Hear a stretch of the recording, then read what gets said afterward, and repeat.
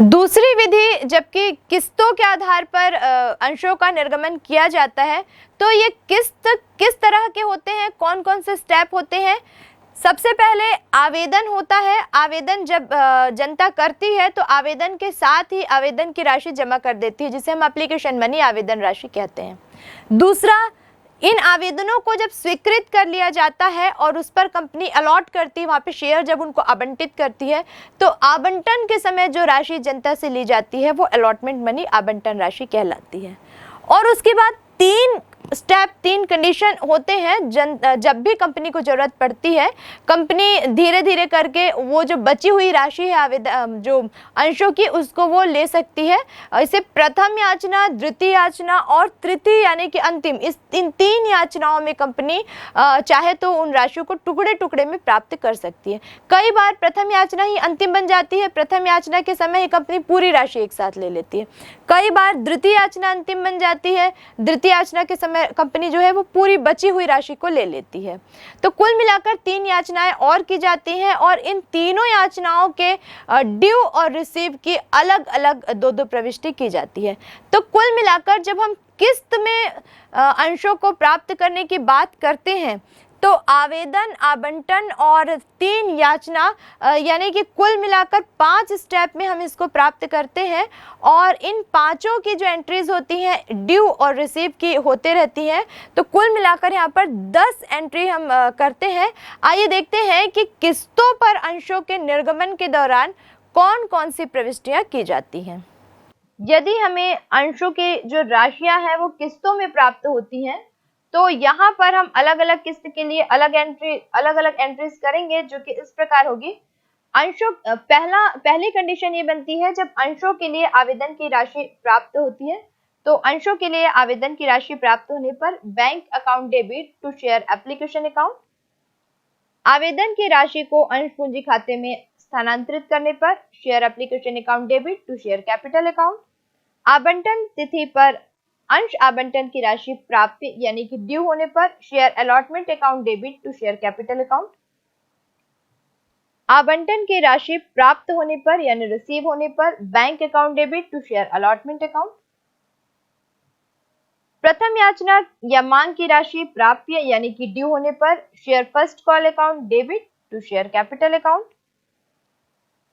प्रथम याचना या मांग की राशि प्राप्त यानी कि रिसीव होने पर bank account debit to share first call account, द्वितीय याचना या मांग की राशि के प्राप्य यानी कि ड्यू होने पर share second call account debit to share capital account, द्वितीय याचना या मांग की राशि प्राप्त होने पर bank account debit to share second call account. तो आपने देखा कि अंशों को जब हम किस्तों में निर्गमित करते हैं तो किस प्रकार प्रविष्टियां की जाती है।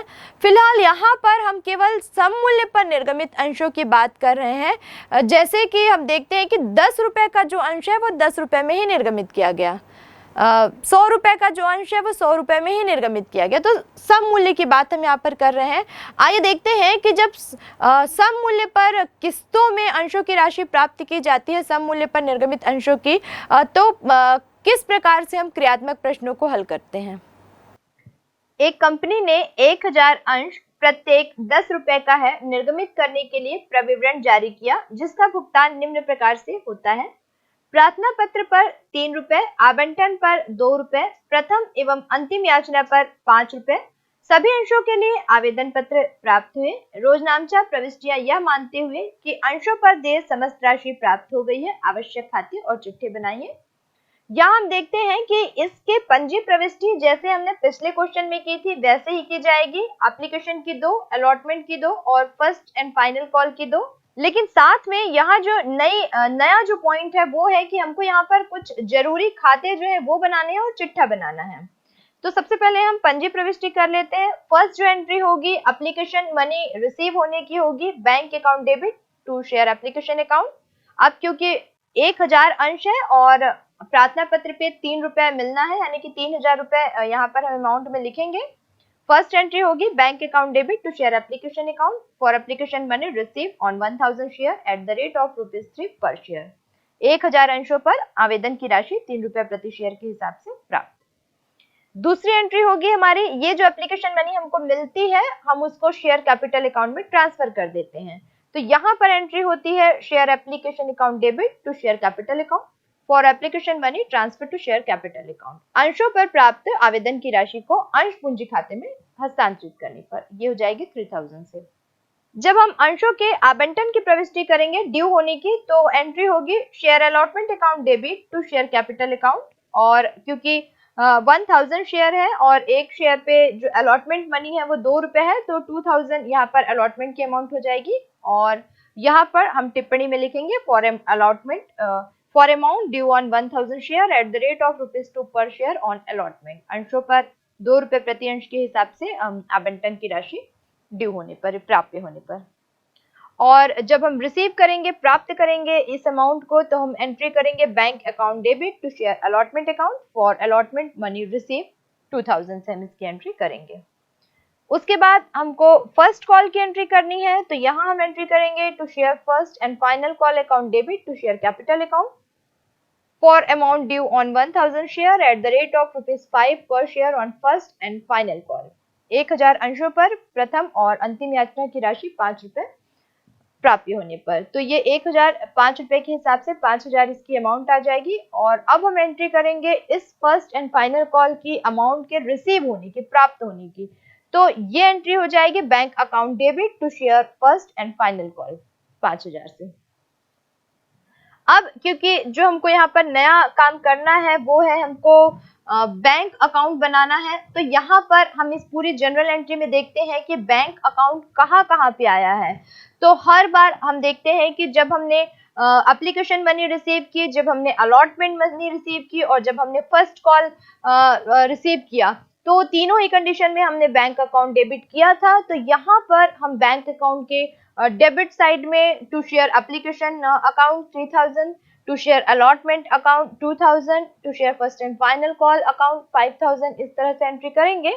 और ये जो 10000 की टोटल अमाउंट है उसे हम क्रेडिट साइड में ट्रांसफर कर देंगे बाय बैलेंस सीडी 10000। और वापस हम इसको ले आएंगे बैलेंस को, तो टू बाय बैलेंस बीटी करके वापस हम इसको डेबिट में लाएंगे।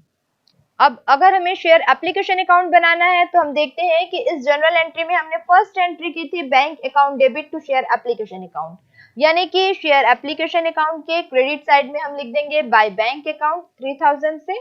और उसके बाद क्योंकि ये जो मनी है ये शेयर कैपिटल में ट्रांसफर हो गई थी, तो हमने जनरल एंट्री की थी share application account debit to share capital account. तो यहाँ हम शेयर एप्लीकेशन अकाउंट के डेबिट साइड में टू शेयर कैपिटल अकाउंट लिखेंगे। और ये हम देख रहे हैं कि 3000 से ये टैली हो जा रहा है, बंद हो जा रहा है। अब अगर हम चाहें तो शेयर अलॉटमेंट अकाउंट यहाँ पर बना सकते हैं। तो शेयर अलॉटमेंट में भी हम देख रहे हैं कि 2 एंट्रीज हमने की थी। फर्स्ट एंट्री जो हुई थी वो हुई थी share allotment account debit to share capital account. तो यहाँ हम शेयर अलॉटमेंट अकाउंट के डेबिट साइड में लिखते हैं टू शेयर कैपिटल अकाउंट। और ये जो अलॉटमेंट की मनी जब रिसीव हुई थी तो हमने एंट्री की थी bank account debit to share allotment account, इसलिए हम शेयर अलॉटमेंट अकाउंट के क्रेडिट साइड में बाय बैंक अकाउंट लिखेंगे और 2000 से इस अकाउंट को क्लोज कर देंगे।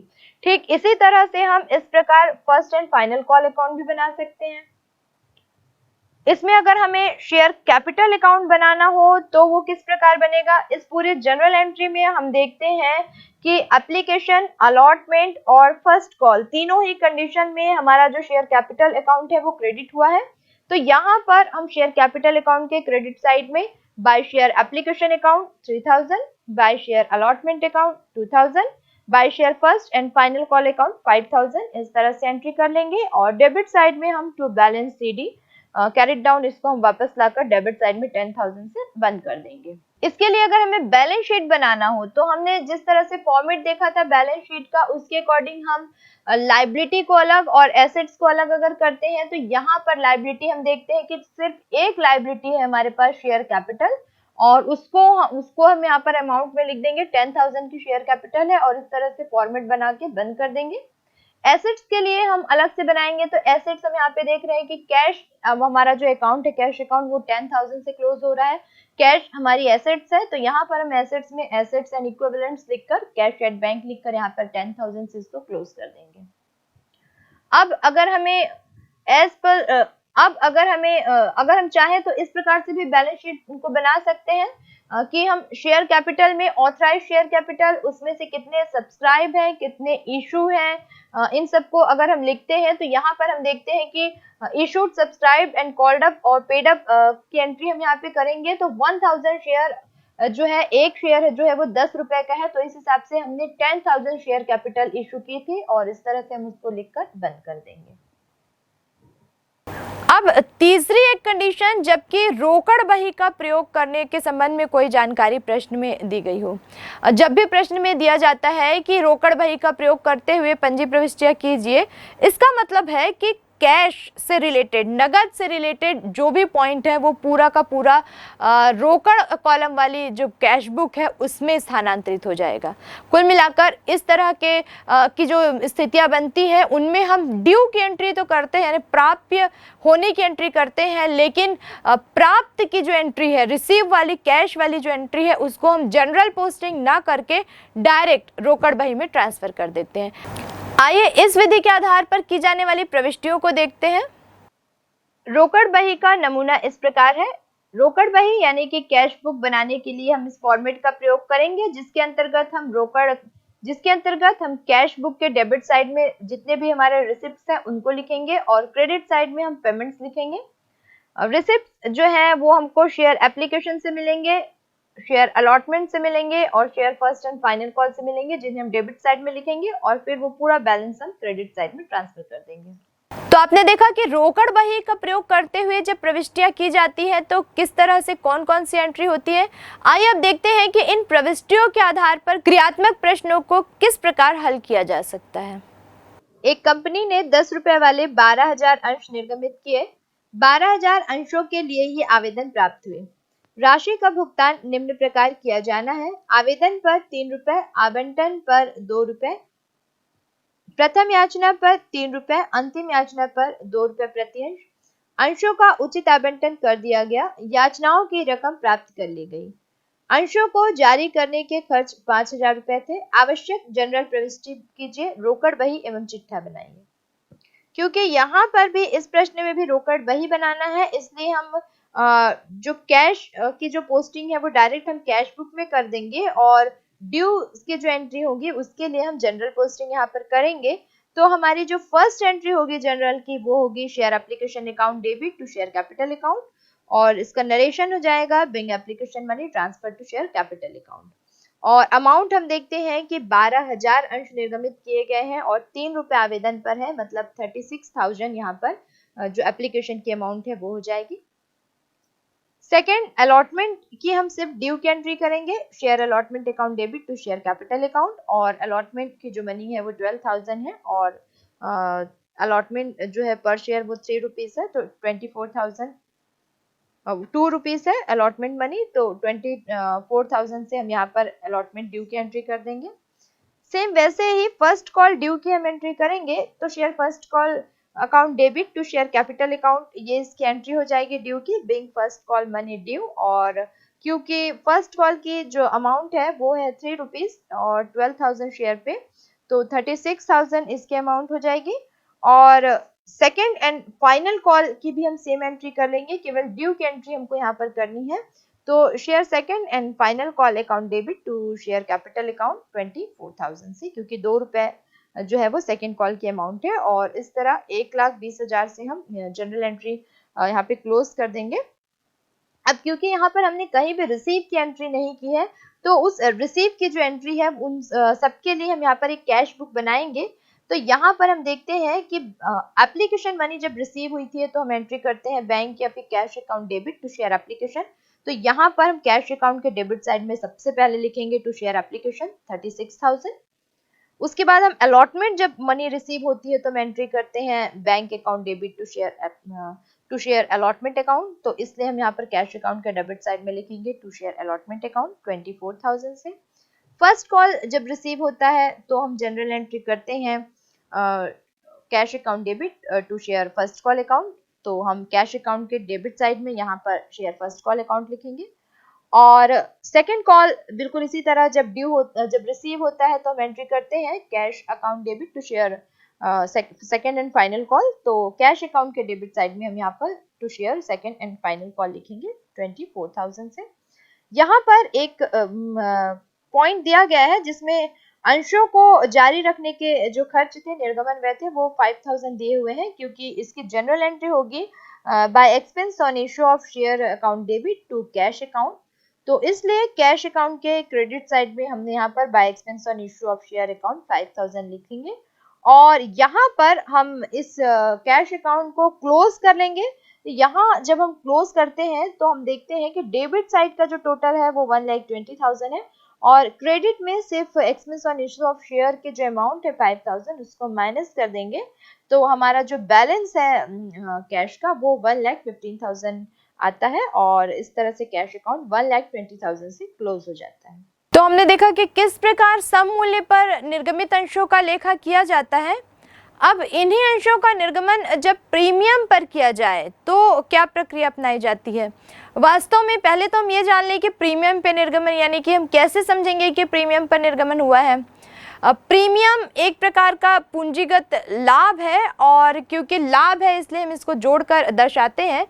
वास्तव में अगर हम देखते हैं कि 100 रुपये का एक अंश है और वो 120 रुपये पर निर्गमित किया गया, तो डिफरेंस की जो अमाउंट है 100 और 120 के बीच जो डिफरेंस की अमाउंट है 20 रुपये, वो यहाँ पर प्रीमियम की राशि मानी जाएगी। तो कुल मिलाकर जब अंशों के अंकित मूल्य से अधिक मूल्य पर उनका निर्गमन किया जाता है, तो अधिक यानी कि डिफरेंस की जो राशि होती है वहाँ पर ये मान लिया जाता है कि वो प्रीमियम की राशि है।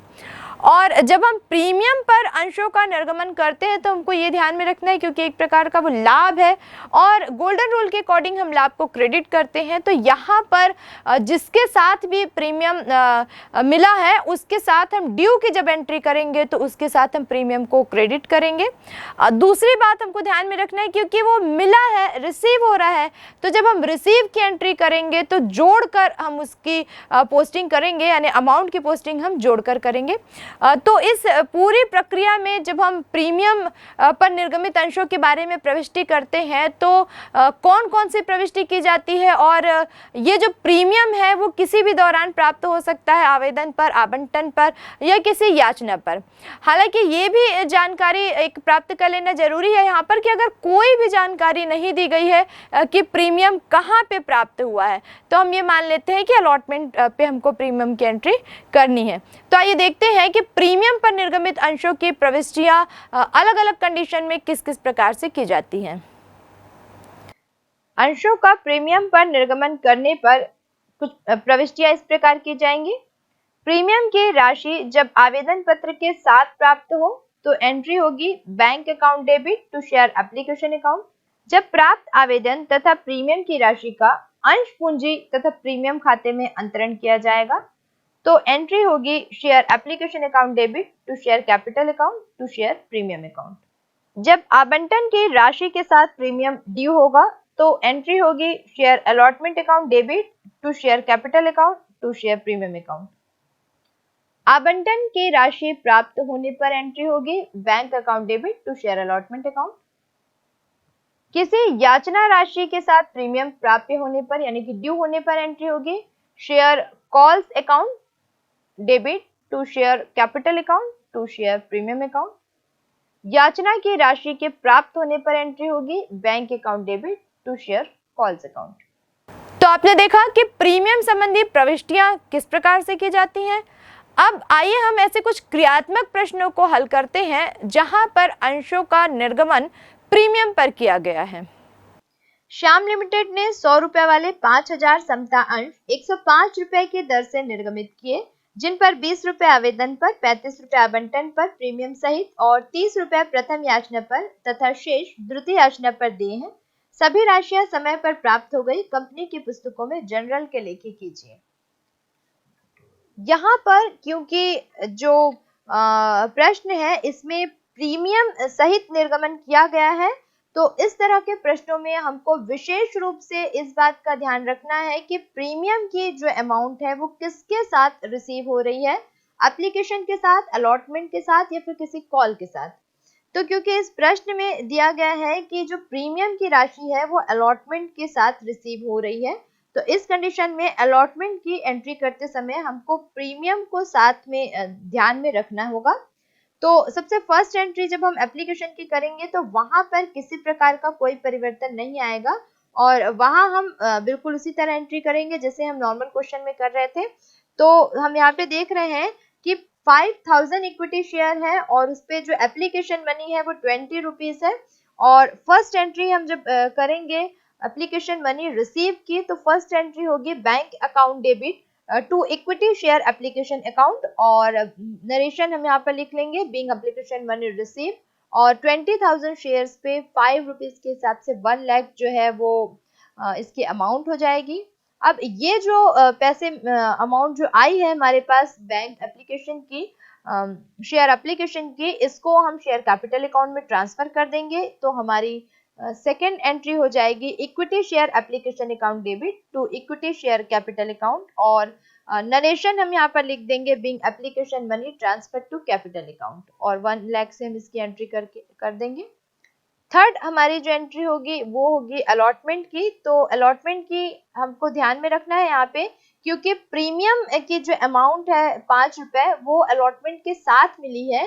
तो यहाँ पर हम देखते हैं कि आवंटन की जो राशि है वो 35 रुपीज है और क्योंकि प्रश्न में स्पष्ट रूप से दिया गया है कि आवंटन पर प्रीमियम सहित है और हम देख रहे हैं कि जो समतांशों की फेस वैल्यू है वो है 100 रुपए लेकिन निर्गमित इसको किया गया है 105 रुपए पर, यानी कि 5 रुपए जो है वो प्रीमियम की राशि है और यही 5 रुपए आवंटन में सम्मिलित है। तो वास्तव में अगर हम देखें तो आवंटन का जो वास्तविक मूल्य है वो 30 रुपए है और 5 रुपए आवंटन के साथ प्रीमियम की राशि देय है।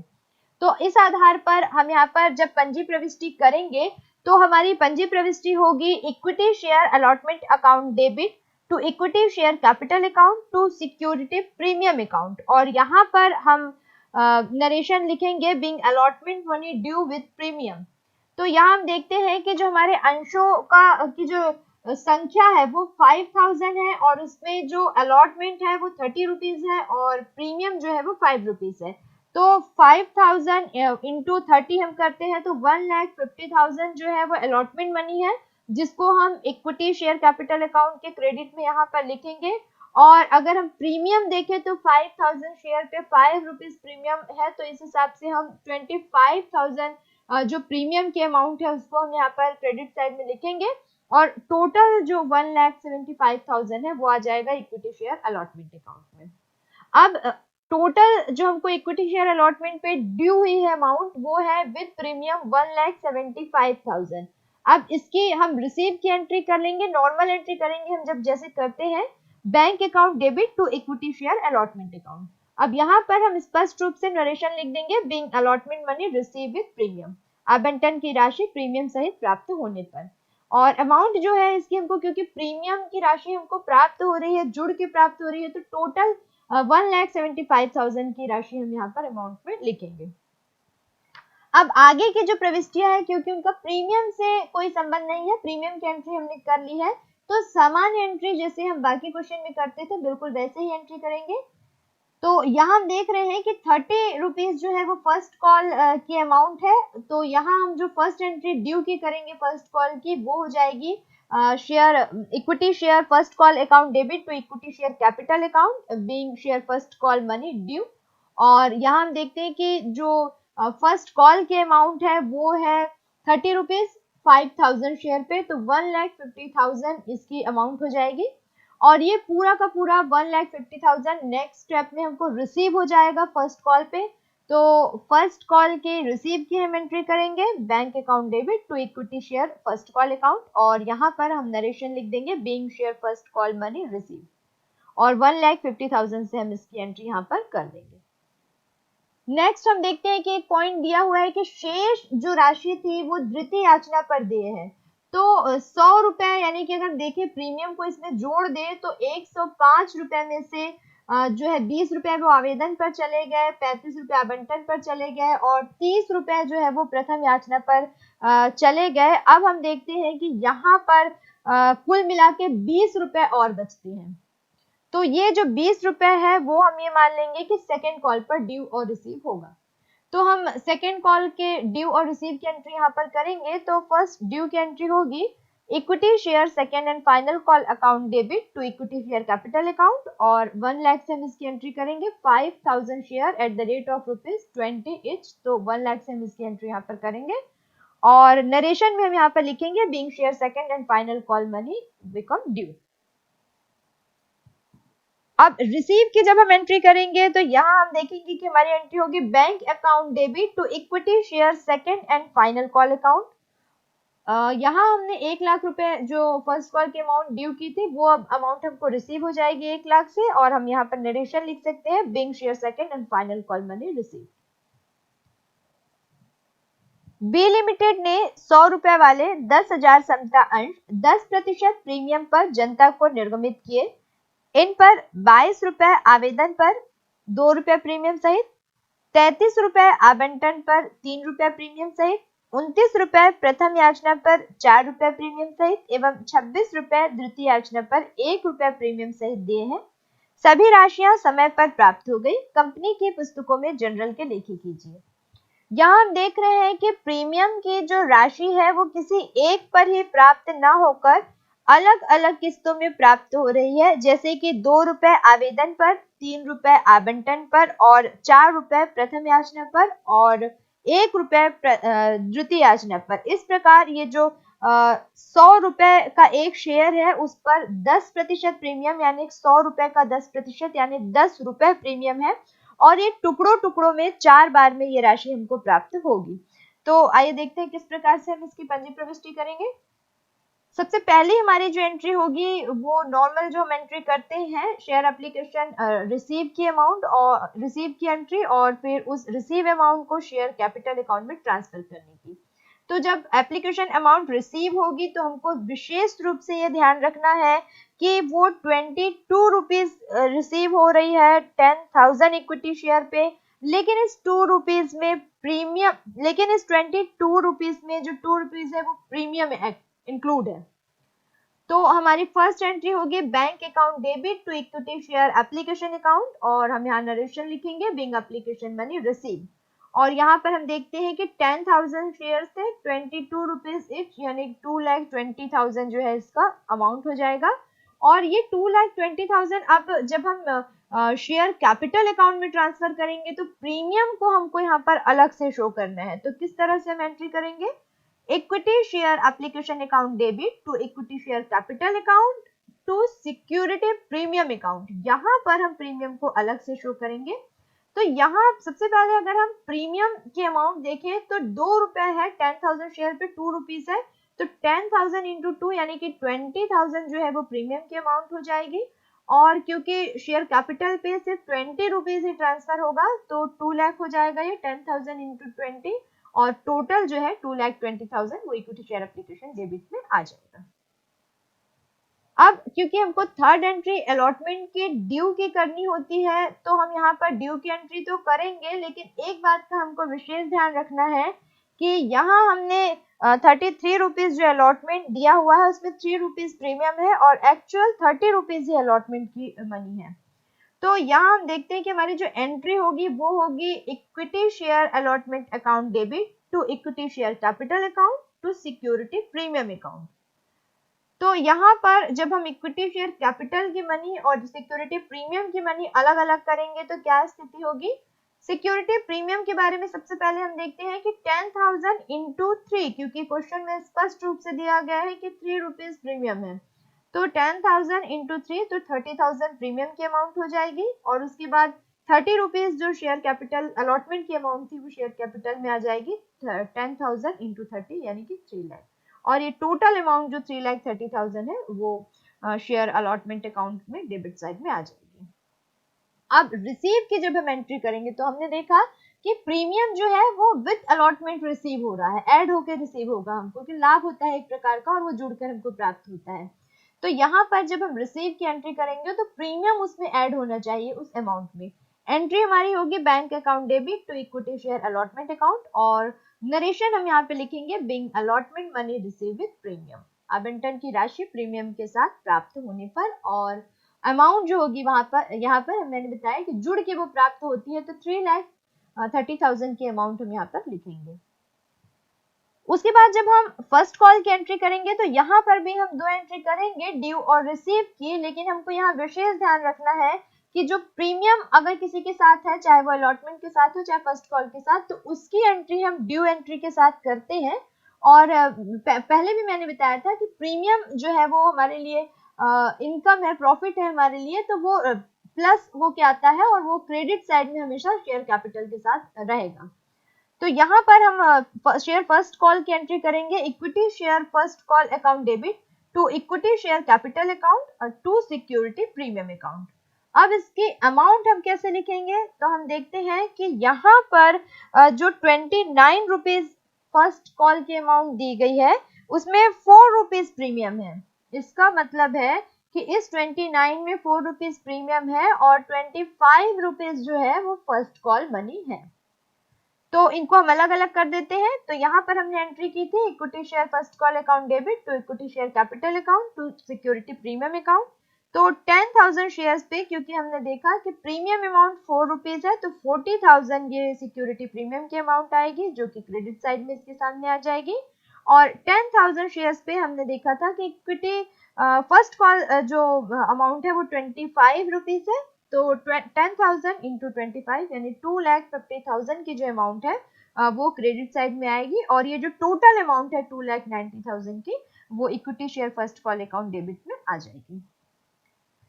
उसके बाद हम देखते हैं कि रिसीव की जब हम एंट्री करेंगे फर्स्ट कॉल की, तो रिसीव की एंट्री में ये जुड़कर मिलेगा प्रीमियम हमको। तो एक एंट्री हमको यहाँ पे पास करनी है, bank account debit to equity share first call account, और टोटल जो इसकी अमाउंट है विद प्रीमियम वो हो जाएगी 2,90,000। और यहाँ पर हम नरेशन लिखेंगे बैंक अकाउंट डेबिट, और यहाँ पर हम नरेशन लिखेंगे being first call money receive with premium. Next जो हमारी एंट्री होगी वो होगी सेकेंड कॉल पे। तो यहाँ पर क्वेश्चन में हम देख रहे हैं कि सेकेंड कॉल की जो अमाउंट है वो है 26 रुपीज, और प्रश्न में स्पष्ट रूप से दिया गया है कि ये प्रीमियम सहित है, विद प्रीमियम ये अमाउंट हमको दी गई है। तो ये हम कैलकुलेट कर लेंगे कि एक्चुअल सेकेंड कॉल की जो अमाउंट है वो 25 है और प्लस 1 रुपीज प्रीमियम है। और यहाँ पर हम इसकी जो ड्यू की एंट्री करेंगे वो होगी equity share second and final call account debit to equity share capital account to security premium account. अब इसकी अमाउंट को हम अलग अलग कर लेते हैं। तो हम यहाँ पर देख रहे हैं कि सिक्योरिटी प्रीमियम जो है वो 10,000 है, 1 रुपीज इच, यानी 10,000 सिक्योरिटी प्रीमियम की अमाउंट हो जाएगी। उसके बाद हम देखते हैं कि इक्विटी शेयर कैपिटल जो है हमने यहाँ पे अलग कर लिया था, 25 रुपीज इक्विटी शेयर कैपिटल है। तो 10,000 इंटू 25, 2,50,000 ये इक्विटी शेयर कैपिटल में क्रेडिट साइड में आ जाएगा, और टोटल इसकी जो अमाउंट है 2,60,000 वो डेबिट साइड में आ जाएगी। अब क्योंकि ये ड्यू की एंट्री हमने कर ली, अब हम इसकी रिसीव की एंट्री करेंगे। तो रिसीव की एंट्री में हम नॉर्मल जो एंट्री होती है वही एंट्री हम करेंगे, bank account debit to equity share second and final call, और टोटल क्योंकि प्रीमियम जुड़ के मिलता है तो टोटल अमाउंट हम यहाँ पे 2,60,000 से इसकी अमाउंटिंग कर देंगे। और यहाँ पर हम नरेशन लिखेंगे being second and final call money receive with premium, द्वितीय याचना की राशि प्रीमियम के साथ प्राप्त होने पर।